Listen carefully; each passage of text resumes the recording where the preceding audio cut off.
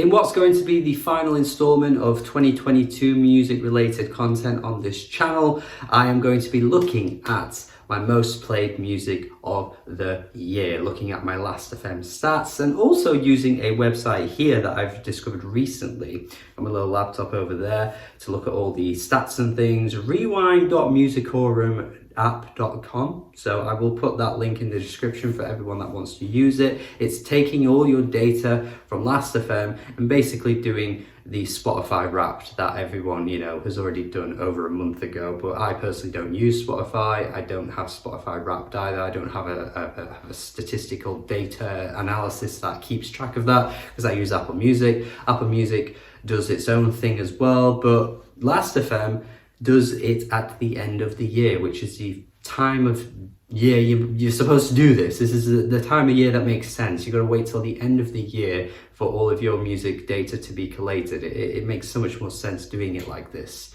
So yeah, I'm going to do this. I'm going to talk about my most played music of the year, something I've actually never done on this channel before. So again, you're getting something brand new from me. I've really gone hard in the paint this year for different types of videos, all the different types of content, new content for year-end list type stuff. So don't say I don't treat you. Yeah, hopefully you enjoyed this style video, me, kind of reeling off my most played stuff of the year. It's not just 2022 stuff, which is always the interesting thing. It's mostly going to be 2022 stuff. But the good thing about including things like this in your videos is kind of like showing everyone all the other things you've been listening to, because I don't just listen to 2022 music. I of course listen to all kinds of music from all eras, all genres, all decades, that kind of stuff. So you get a bit of an insight to the kind of stuff I've been playing. So yeah, a bit of a random stat to start you off here, but 63% is how mainstream I was this year. Not entirely sure how they collate that kind of data. I assume they look at what's popular and the most played artists on Last.fm and base it on that.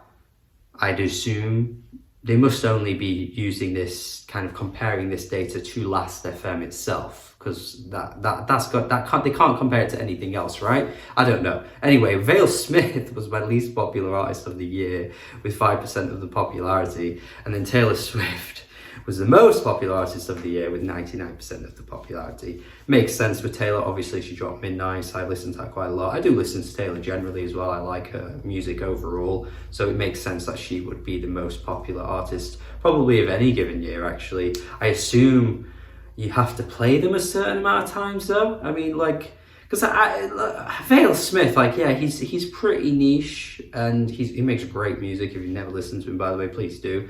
He makes great music. He is niche, but I've probably listened to an artist less popular than Vale Smith this year. I must have. There's been some really random albums I've found through Rate Your Music and stuff that I've checked out just to sort of give it a listen, see how it is right at the start of the year. Some of those really early releases as well that come out January the 3rd or something that no one really has any awareness of. I do check out those kinds of albums. So I don't know how Vale Smith is my least popular artist, but again, maybe the data here is measured in a particular way. I don't know. Anyway, let's talk you through my most played songs of the year now. I'm going to have a little screen recording of my songs running at the same time, so you can see it on screen in the post-production. So don't you worry, you'll see all the songs from 50 to 1. And yeah, I'm just going to run you through and talk you through some of them as well. So yeah, of course, Groove Is in the Heart by D-Lite, gotta be there. D-Lite has to be there. You gotta have D-Lite. The top 50. Footsteps in the Dark as well by Isley Brothers. Been loving Isley Brothers this year. You're gonna see a lot of breakings, I'm sure, as well. Al Green, been loving me some Al Green. Freaking Buffalo Stance by Nina Cherry. What a tune that is. Somebody Else's Guy as well, Jocelyn Brown. What a great song there. Quite a bit of MJ, I'm sure you're going to be seeing running on screen as well. Aries carried over from the previous year. He had one of the best albums of 2021 for me. Kept playing him throughout the year of 2022 as well. Dora Jar has had a good year. The Weeknd has a really stronghold on the top 10 because there were some fantastic songs on Dawn FM. And I really like the album overall as well. And now, of course, you have seen my most played song of the year is Bad Habit by Steve Lacy. I don't really know what there is to say about this song. It was huge, it was in the charts, it did really well for Steve's career. Of course, he's had massive amounts of success from it. I kind of worry he'll be a one-hit wonder, but what a one-hit wonder to be with a song like this. Like, this isn't some throwaway, you know, Rachel Platt and Fight song that just sounds like it hasn't aged well at all, that kind of thing. This sounds like it's pretty eternal. I feel like it's great to have had the experience I've had with this song for the year that it's come out, because it's just so addictive. It's so catchy. I play it so often and it never really gets old. Never really gets old. I could definitely see an argument for people saying that this is overplayed at this point. Overplayed is pretty subjective to what you hear and where you are in your whole environment and your surroundings and things. Like, I remember I used to work at like this place that had like parties every weekend. I was like serving drinks and stuff, and the DJ would literally just play the same songs every week, and great songs that are like fantastic songs.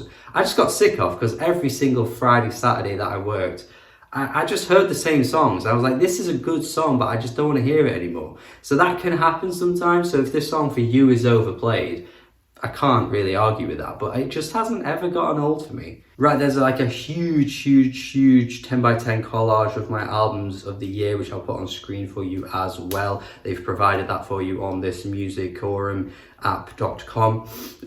Yeah, but basically you can see as well, my top 5 is Giving the World Away by Hachi. Really quite a grower for me, that album, especially after I saw it live. And of course, some of the singles from it, absolutely sensational. Motomami, another grower. Weird as well how, like, for me, what happens is if I like an album and then it grows on me, it kind of like, I end up overcompensating the amount of plays that it gets. So it ends up being inflated, because I'm like, oh, I need to go back to this because it's grown on me, and I want to give it all the listens it should have got before. So 2 albums here that weren't necessarily like 8 out of 10s right off the gate, right off the bat, right out of the gate for my review, are in the top 5, so that's kind of funny how that works. Capri Songs at number 3, of course, FK Twigs, just one of the most replayable albums of the year, one of the best pop albums of the past few years, I'd go as far as saying as well. Dawn FM is here, again, an album that I did really like, but what has held this up there is just how, you know, fantastic so many of the songs are. You just saw on the songs list there that like he has 3 or 4 in the top 10 alone. But that's just how high the quality of those tracks are on Dawn FM. And the rest of the album's good too, but like the highs are just so replayable, you know, Sacrifice, Gasoline, How Do I Make You Love Me, Less Than Zero, like those tracks are just so replayable. And then number 1, I don't think anyone would be even surprised by seeing this here, Renaissance by Beyonce. Just one of the most fun listens of the year, again with Capri Songs as well, like one of the best pop albums of the past few years. Seriously, pop albums in the 2020s are a really strong like level. I don't know, I don't really see it slowing down anytime soon. I could see another big artist dropping a great pop album this year as well. But since 2020, like the mainstream pop artists and some of the more underground pop artists and some of the more lesser known pop artists have just been killing it. Like, this is a great genre at the moment, like seriously. Well, dance and pop music, I guess you could say, as a genre combination here. Like Dua Lipa in 2020 with a great album. Like it's really strong at the moment. And yeah, Renaissance is just right from the top to bottom, it's just so good. Like, there's just barely any problems with it at all. Like, it's crazy. It's so fun, and it has to be an album that I've been going back to the most this year. It's just no surprise. Some less predictable, surprising picks for most played artists of the year, though. My top 5 is here. We've got Everything Everything, of course, dropped a great album this year. I also did a worst to best video on that. So yeah, you know, if you haven't seen that, go check it out. Everything Everything, worst to best. I rank all their albums from top to bottom.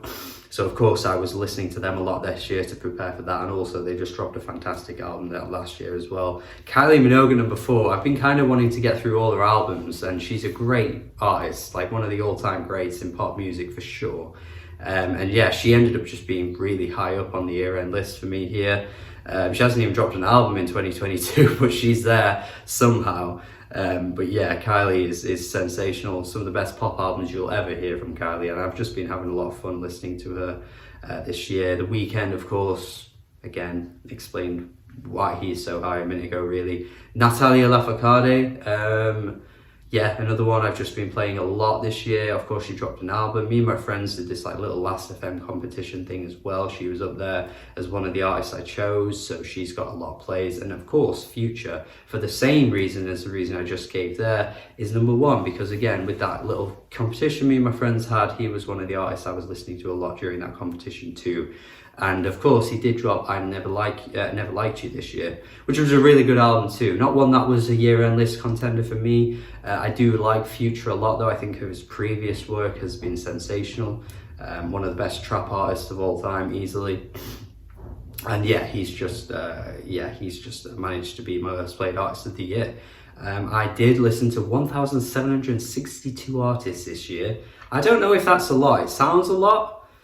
I don't know if that is a lot though. I mean, I don't have any comparisons to anyone else. Like, I don't know what other people's numbers are, but that sounds a lot, right? I mean, according to my thing as well, I did 23,600 plays, like song plays, Scrobbles, as Last FM calls it, this year as well. So again, is that a high number? It sounds it does. I don't know how many minutes that translates to though. Spotify Wrapped do the whole minutes thing, but yeah, Last FM doesn't do that. So yeah, I think that's pretty much it. Not much else to say.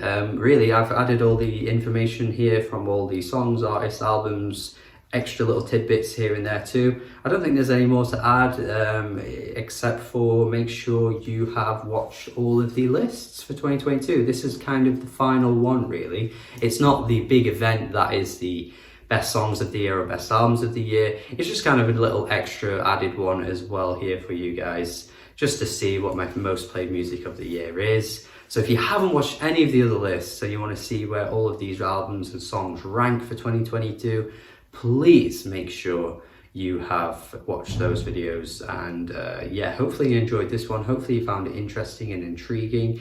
And if you like this content, and if you like what I do here and you haven't already subscribed, please subscribe. Please also check out my Patreon as well. Lots of great content on the way for January. Lots of essentials videos come in, top 10 songs, worst to bests. I'm going to go back to all of that every week as well. And yeah, thank you as always for watching. Do have a good day, and goodbye.